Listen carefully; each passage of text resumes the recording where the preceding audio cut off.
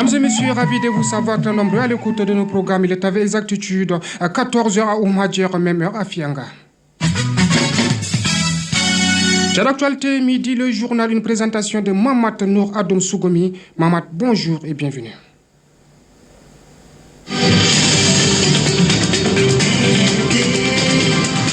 Odilon, bonjour. Le système de santé de la solidarité nationale est en examen depuis ce matin. C'est à la faveur d'un atelier de diagnostic pour redynamiser ce système afin d'améliorer la santé de la population tchadienne. Détails à suivre dans ce journal. Les téléconseillers du centre d'appel 1313 eux aussi suivent une formation depuis ce matin. C'est pour les outiller afin de répondre aux sollicitations de la population en cette période de crise de Covid-19. Et puis le président de la République sera élevé officiellement demain 11 août à la dignité de maréchal du Tchad qui est vice-Déby Itno. Vous suivrez à la fin de ce journal sa biographie. Bonjour à tous et bienvenue dans ce journal. Le ministère de la Santé publique et de la Solidarité nationale et ses partenaires techniques et financiers organisent depuis ce matin un atelier de diagnostic du système de santé et de solidarité nationale. C'est le secrétaire d'État à la santé publique et à la solidarité nationale, Dr Djidi Ali-Sougoudi, qui a officié la cérémonie. Quant à Erika Dumadumbaye. Cette rencontre de 10 jours se tient pour faire un état des lieux. Le diagnostic est proposé des solutions en vue d'aider le ministère de la Santé publique et de la Solidarité nationale à renforcer tout ce qui est plan existant, d'ajuster sa planification pour améliorer la santé de la population tchadienne d'une part et d'autre part de lui permettre d'aller vers la couverture de santé universelle. Préoccupation réitérée par le représentant de l'Organisation mondiale de la santé OMS au Tchad, Dr Amadou Mokhtar Diallo, avant de saluer l'effort du gouvernement tchadien dans ce domaine. Investir dans la santé, c'est investir dans le développement. Je saisis cette opportunité pour féliciter le gouvernement à travers vous, monsieur le secrétaire d'État, pour le travail abattu par le Tchad dans le cadre de la lutte contre la Covid-19 afin de maintenir la courbe à un niveau si bas au fil des temps, et nous devons tous rester vigilants et en alerte. Même raisonnement pour le secrétaire d'État au département de la santé publique et de la solidarité nationale, Dr Djidi Ali-Sougoudi. Pour lui, il faut faire de telle sorte que les efforts colossaux de l'État se sentent sur le terrain. La présente cérémonie de lancement des travaux, aussi modeste soit-elle, est d'une importance capitale car elle vise un objectif majeur. Celui de jeter des bases d'une réforme de notre système de santé, de sorte que les slogans forts tels que « Aucune femme ne doit mourir en donnant la vie »,« La polio hors du Tchad », etc., ne soient pas des mots vains. Or, ces slogans traduisent une situation. Ce sont divers corps composés des techniciens de la santé publique, partenaires techniques et des anciens ministres qui se plancheront sur cet outil de guide de planification tant attendu. Merci Quentin. Parlons encore santé et dans le cadre de la lutte contre le Covid-19, les téléconseillers du centre d'appel 1313 sont en formation depuis ce matin au CIFOD. Cette formation organisée par le ministère de la Santé publique et de la Solidarité nationale en partenariat avec l'OMS et le PNUD vise à leur faire connaître leur rôle afin de les rendre efficaces dans les alertes des cas de Covid-19. Ghislain Tchanikoudou. Les aspects médicaux, communicationnels et techniques des alertes à la Covid-19, tels sont les modules avec lesquels les téléconseillers du centre d'appel 1313 ou ligne verte vont se familiariser. Dr Mossel Betoubam, chargé des alertes au centre 1313, justifie l'organisation de cette formation. Nous avons constaté que nos téléconseillers avaient des difficultés à remonter certaines informations. Le ministère a mobilisé les ressources avec les partenaires PNUD pour faciliter cette formation et outiller les téléconseillers à être efficaces et dynamiques dans ce domaine. Donc eux, ils alertent, c'est-à-dire ils identifient les gens qui sont dans la définition des cas. Ils envoient aux médecins superviseurs et les médecins superviseurs envoient à l'équipe d'investigation. Et l'équipe d'investigation maintenant filtre et il envoie également à l'équipe suivante qui est le laboratoire mobile pour maintenant un diagnostic de certitude. Dr Djerisbe Bonheur, médecin épidémiologiste, a fait une présentation sur les généralités de la Covid-19, notamment ses symptômes. Son collègue Dr Ngarkoula Barthélémy a entretenu les téléconseillers sur la détection des alertes à Covid-19. Merci Tchani. Autre chose, l'association pour la promotion des libertés fondamentales au Tchad APLFT organise depuis ce matin au CEFOD un atelier de validation du document de sa politique genre. C'est dans le cadre de la mise en œuvre du projet renforcement de la politique institutionnelle genre. Le point avec Melom Graziella. Depuis que le gouvernement a affiché sa volonté de promouvoir l'égalité et l'équité genre, avec notamment l'adoption de la politique nationale genre, diverses organisations de la société civile lui ont emboîté le pas. C'est dans cette optique que l'Association pour la promotion des libertés fondamentales au Tchad, APLFT, a décidé d'élaborer sa propre politique en matière de genre. Banadi Boguel est le président de la gouvernance associative de l'APLFT. Doter une organisation comme l'APLFT d'un document de politique en matière de genre, quoi de plus normal tenant compte du contexte actuel marqué par des violations récurrentes et répétitives des droits de l'homme et particulièrement à l'endroit des couches vulnérables. Cela prouve la maturité de notre organisation à s'adapter au contexte. Ce présent atelier va permettre de présenter la logique et les différentes étapes ayant abouti à l'élaboration du document, recueillir les observations et propositions d'amendement et enfin obtenir la validation du document intitulé « Politique organisationnelle genre » de l'APLFT. Dans le Tchad profond, la coordination du Centre de lecture et d'animation culturelle en collaboration avec l'UNICEF organise depuis ce matin à Mao, dans le Canem, un atelier de formation et d'information à l'intention des acteurs locaux. Ad Mustafa.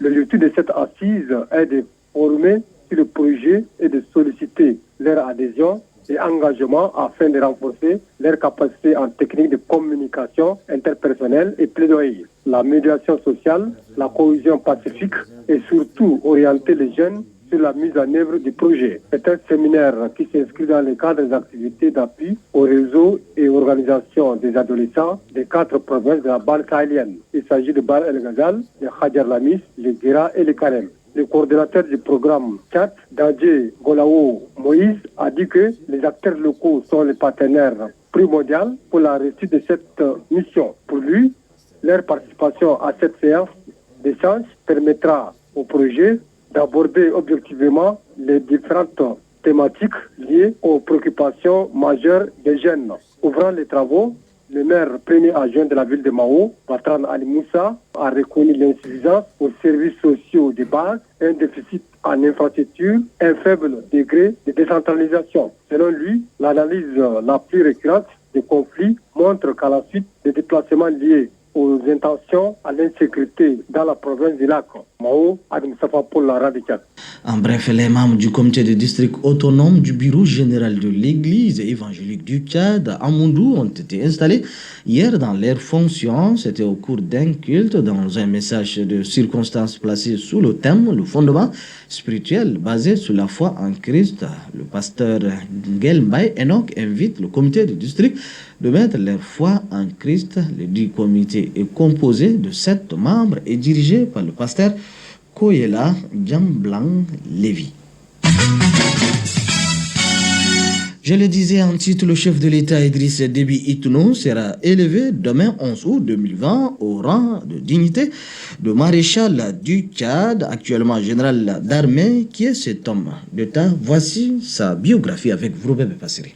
Idriss Déby Itno est né en 1952 à Berdoba dans l'Ennedi Est. Il entre à l'école française à Fada après avoir fréquenté l'école coranique de Tiné. Ses études le mènent ensuite au lycée franco-arabe d'Abéché et au lycée Jacques Moudena de Bongor. Titulaire d'un baccalauréat scientifique, il entame sa formation militaire à l'école des officiers d'actifs de N'Djamena, promotion 1975-1976, avant d'entrer à l'Institut aéronautique d'Amaury, la Grange de Hasbrook en France. Devenu pilote de transport, diplômé parachutiste, il retrouve le pays en pleine ébullition après les combats de février 1979. Ses qualités militaires sont remarquées rapidement sur le terrain, ce qui lui vaut d'être désigné en 1980 chef d'état-major des forces armées du Nord. Quand celles-ci prennent le contrôle de la capitale, Idriss Déby Itno est à la tête de la première colonne qui entre dans N'Djamena. Commandant en chef de l'armée, Idriss Déby Itno a été également membre du conseil de commandement des forces armées du Nord. Promu au grade de colonel,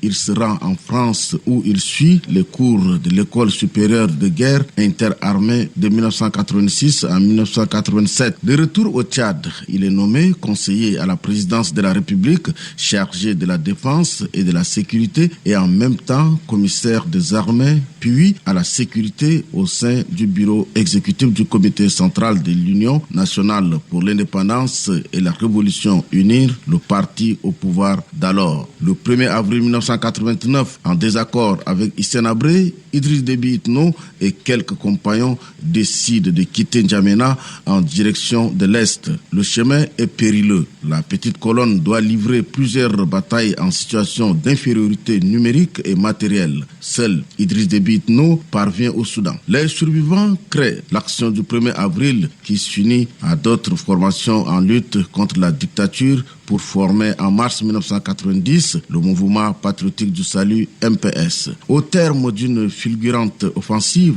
Idriss Déby Itno et ses hommes boutent Hissène Habré hors du pays le 1er décembre de la même année. Président du mouvement patriotique du salut depuis sa création, Idriss Déby Itno est porté à la présidence du Conseil d'État dès la victoire des forces patriotiques le 4 décembre 1990, puis désigné président de la République le 28 février 1991 à l'adoption de la charte nationale. Promu général de corps d'armée le 21 février 1995, Idriss Déby Itno a été investi président de la République le 8 août 1996 à l'issue des premières élections pluralistes au Tchad. À la fin d'un premier quinquennat bien rempli, le président sollicite et obtient du peuple tchadien le 20 mai 2001 un second mandat de 5 ans. Il est investi président de la République du Tchad le 8 août 2001. Le 3 mai 2006, après avoir su mener une véritable politique de développement socio-économique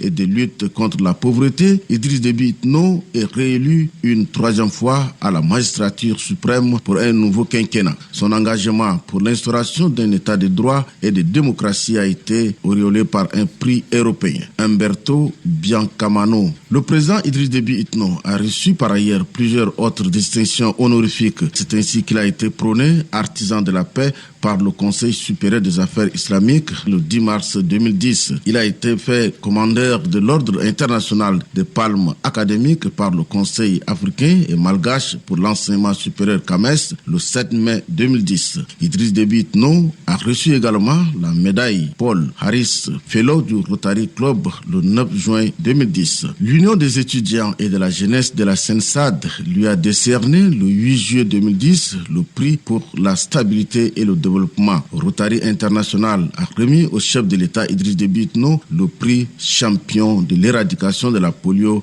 le 8 août 2010 à N'Djamena. Pour couronner son engagement et ses multiples actions en faveur de la jeunesse, le président Idriss Déby Itno a été fait docteur honoris causa le 5 octobre 2010 par l'université Roi Faisal. Le président de la République a reçu également le diplôme de docteur honoris causa de l'université d'Abomey-Calavi le 7 juillet 2011, titre qui lui a été décerné par le conseil scientifique de l'université d'Abomey-Calavi. Élevé au rang de président d'honneur de la Fédération africaine des associations de parents d'élèves et étudiants et désigné comme meilleur parent d'élèves africain, le chef de l'État Idriss Déby Itno a reçu le 25 avril 2012 la médaille d'or et le diplôme d'honneur de la dite organisation de parents d'élèves et étudiants africains. Cette distinction honorifique vise à saluer les efforts consentis par le Tchad dans le domaine de l'éducation. Il a été élevé le 5 mai 2012 à la dignité du Grand Croix de l'Ordre national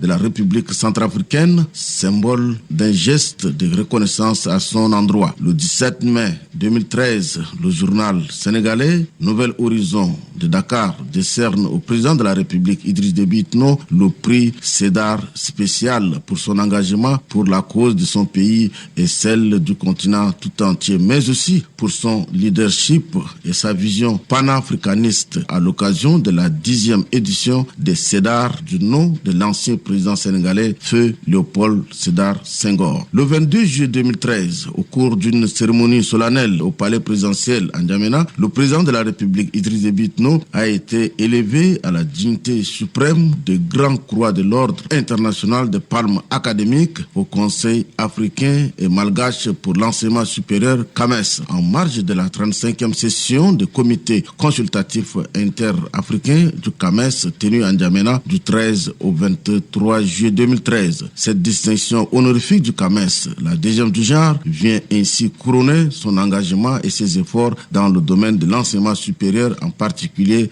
et du développement de son pays en général. Le président de la République, Idriss Déby Itno, a présidé aux destinées des organisations régionales et sous-régionales, à savoir l'autorité du bassin du Niger, ABN, la commission du bassin du lac Tchad, CBLT, le comité interpermanent de lutte contre la sécheresse au Sahel, CIRS, la communauté économique des États de l'Afrique centrale, CAC, la communauté économique et monétaire des États de l'Afrique centrale, CEMAC. Il assure la présidence de la communauté économique des États sahélo-sahariens, SENSAD, et la présidence du G5 Sahel en charge des questions sécuritaires dans le Sahel. Le 30 janvier 2016, Idriss Déby Itno, grand défenseur de la paix et de la sécurité, a été désigné par ses pairs à Addis Abeba en Éthiopie lors du 26e sommet des chefs d'État et de gouvernement de l'Union africaine pour assurer la présidence tournante de l'organisation panafricaine. Un grand honneur pour le Tchad. Merci Passiri pour ce portrait, pour cette biographie, qui met fin à ce journal. Mais avant de nous séparer, retenez pour l'essentiel que le système de santé et de la solidarité nationale est en examen depuis ce matin, ici à N'Djamena. C'est à la faveur d'un atelier organisé par le ministère en charge de la santé publique afin de diagnostiquer pour redynamiser ce système afin d'améliorer la santé de la population tchadienne. Et puis les téléconseillers du centre d'appel 1313 suivent depuis ce matin une formation, c'est pour les outiller afin de répondre aux sollicitations de la population en cette période de crise de Covid-19, atelier organisé également par le ministère en charge de la santé publique. C'est la fin de ce journal réalisé par Diandemte Djimassal, collaboration technique, Mohamed Daoud Mamad au micro pour la présentation. Je suis Mohamed Nouradoum Soumi. Merci de nous avoir suivis. Au revoir et à demain, Inch'Allah.